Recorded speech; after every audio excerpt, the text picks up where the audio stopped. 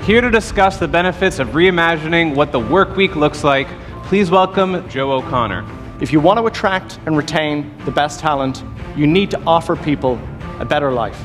Is it not crazy that for all of the talk that we've had on this stage, for all of the focus, for all of the emphasis, for all of the ambition, that we are expecting our teams to learn and adopt AI off the side of the desk?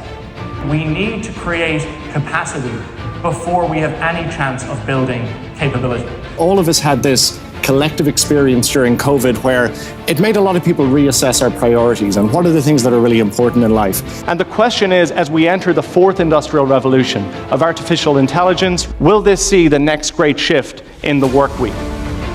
Newsflash, the 4-day work week is actually already here. It's just buried under the rubble of things like overlong and unnecessary meetings, distractions in the workday, outdated processes, and inefficient use of technology. So this isn't just about changing the number of hours that people work.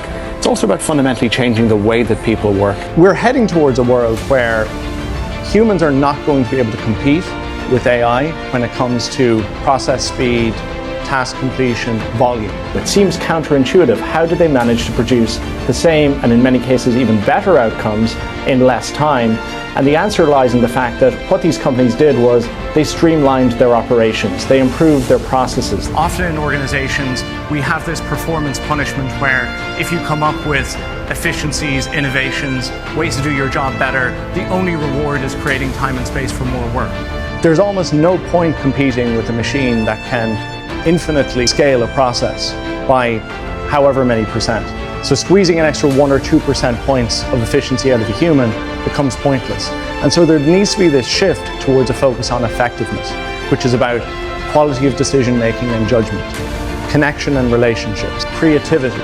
These are all the very human traits and skills that we certainly shouldn't outsource to AI. Who might be Seinfeld fans, right, might remember the time that George Costanza, when he was working for the New York Yankees, he locked his car keys accidentally in his car in the car park.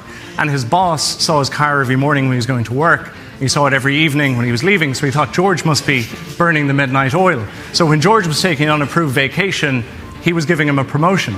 And I think that cuts to the core of this performative busyness and this productivity theater that many organizations are suffering with. Are we going to have this as something that we just bank against the bottom line and we use to achieve cost savings, or are we going to genuinely use it to improve people's lives?